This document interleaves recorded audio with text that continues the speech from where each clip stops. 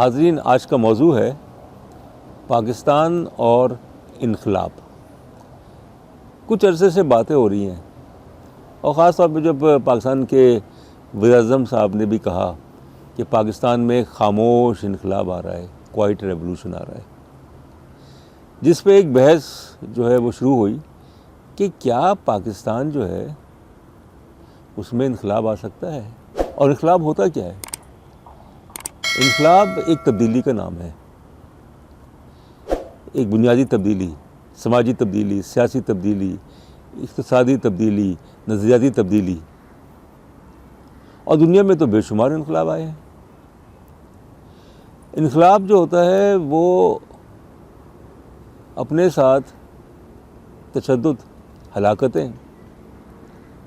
اور بے پناہ مصائب بھی لے کے آتا ہے، مگر اس انقلاب کے نتیجے میں تبدیلی ہوتی ہے، اس سے لوگوں کو امید پیدا ہو جاتی ہے کہ ان کا جو مستقبل ہے وہ ان کے ماضی اور حال سے مختلف ہوگا۔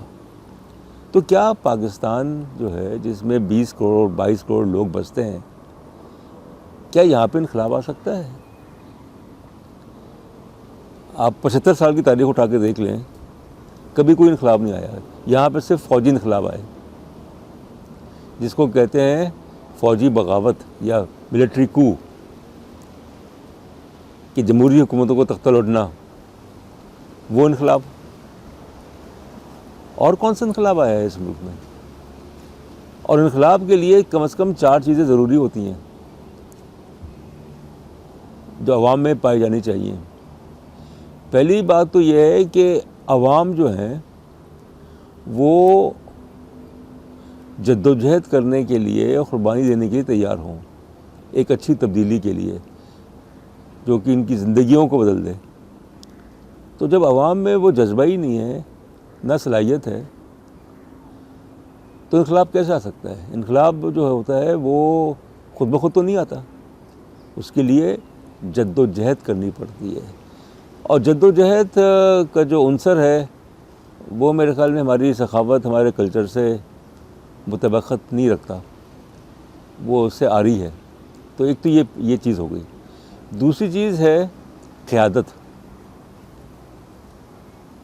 اب تک تو پاکستان میں کوئی ایسی قیادت نہیں ہے جو کہ ایک جینوئن ریولوشن، ایک صحیح انقلاب جو ہے وہ لا سکے، اپنے مفاد میں نہیں، عوام کے مفاد میں۔ اور آج کل کے جو حالات ہیں پاکستان میں، جس میں کہ نظر آ رہا ہے کہ معاشی ابتری، لاقانونیت، جرائم اور بے پناہ ایسے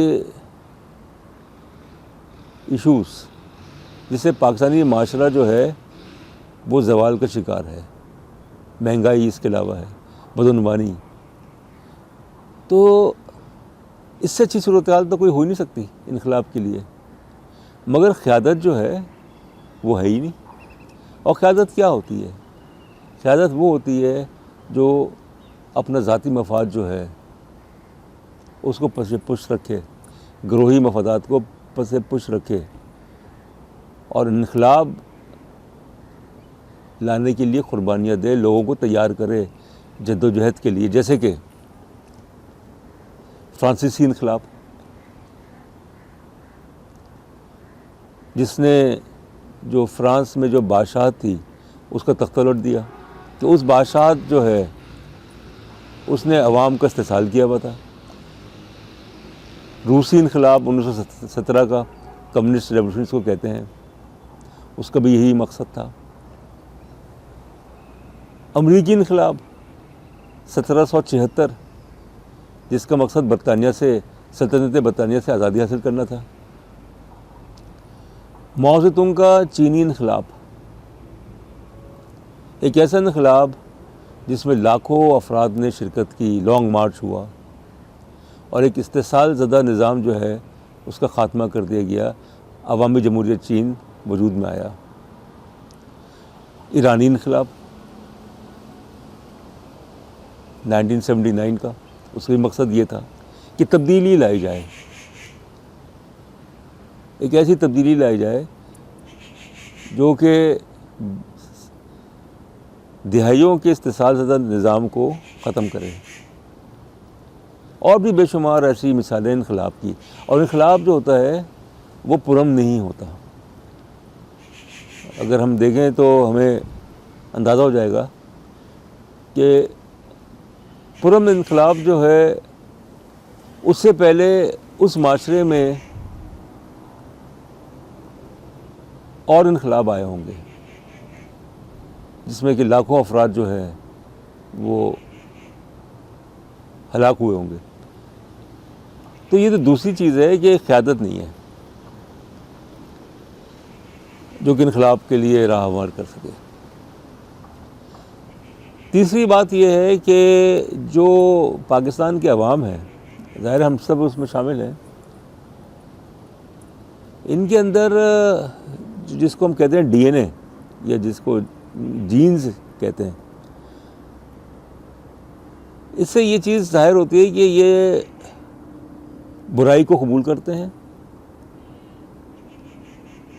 برائی کو قبول کرتے ہیں اور جدوجہد کرنے سے آ رہی ہیں. اور انقلاب کے لیے چوتھی چیز یہ ہے کہ مطالعہ ضروری ہے. شعور، تعلیم، مطالعہ خاص طور پہ، جس کی یہاں پہ اشد کمی ہے. تو میں تو یہ کہوں گا کہ صرف باتیں کرنے سے نہیں ہوتا کہ پاکستان میں خاموش انقلاب آ رہا ہے. کوئی یہ تو بتایا کہ وہ خاموش انقلاب ہے کیا.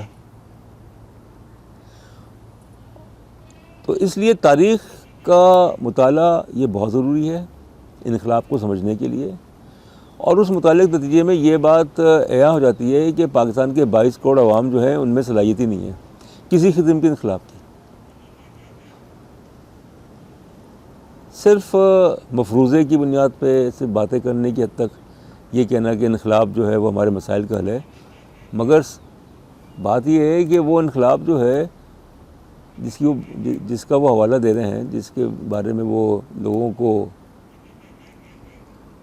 کنونس کر رہے ہیں، وہ انقلاب جو ہے کیا اس انقلاب کے نتیجے میں ان کا کوئی پروگرام ہے، کوئی پلان ہے، جو کہ پانچویں چیز ہے کہ انقلاب بغیر کسی نظریے کے نہیں ہو سکتا.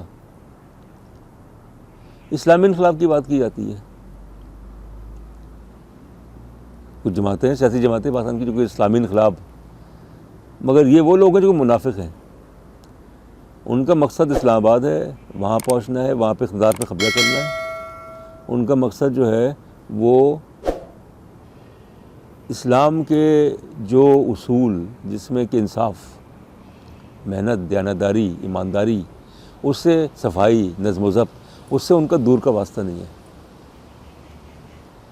تو جس معاشرے میں بدعنوانی ہو، منافقت ہو، شعور کی کمی ہو، اس معاشرے میں کبھی انقلاب نہیں آ سکتا. جو 22 کروڑ عوام ہیں وہ بڑے سے بڑے مصائب جو ہیں وہ برداشت کر لیں گے، جد و جہد نہیں کریں گے. اس میں ہم سب شامل ہیں. اور جہاں بھی کوئی تبدیلی، کوئی ایسی قوت، طاقت، کوئی سیاسی جماعت نظر آتی ہے، جو کہ یہ لوگ نظر آتے ہیں جو کہ یہ کوشش کریں کہ بھئی ایک جدوجہد کے ذریعے، انقلاب کے ذریعے اس ملک کی تقدیر بدل دی جائے، تاکہ یہ ملک جو ہے ہمیشہ معاشی لحاظ سے، سیاسی لحاظ سے، سماجی لحاظ سے زوال پذیر نہ ہو. جب بھی یہ چیز کوئی نظر آتی ہے تو فوراً ان لوگوں کو یا ان جماعتوں کو کوشش کی جاتی ہے کہ انہیں ختم کر دیا ہے. کیونکہ جو پاکستان کے کمرات یافتہ طبقہ ہے، مرات یافتہ طبقہ، وہ کبھی بھی نہیں چاہتا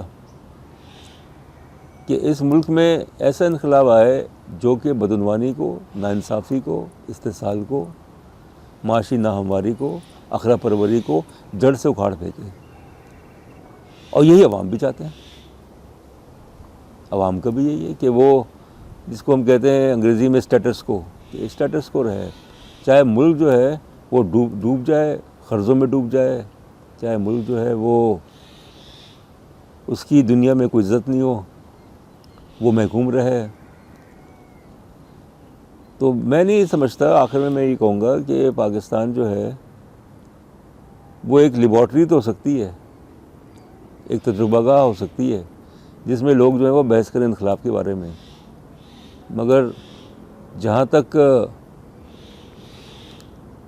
حقیقتوں کا تعلق ہے، زمینی حقائق کا تعلق ہے، ان کا دور دور تک انقلاب سے کوئی واسطہ نہیں ہے. بہت شکریہ.